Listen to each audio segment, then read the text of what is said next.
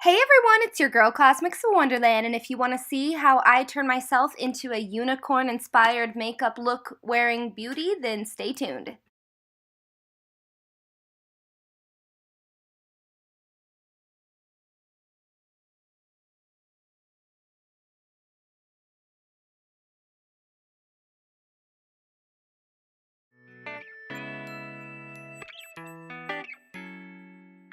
I feel an eyelash. Oh, I got two.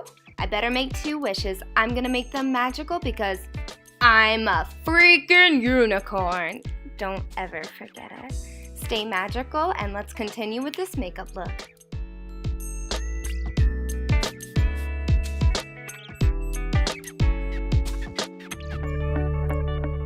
So I've outlined the correct shape at this point, and all that's left to do is to go ahead and fill them in, and then we will work on fading in our center, if that makes sense. I hope that makes sense, but if it doesn't, here you go, you get to see it.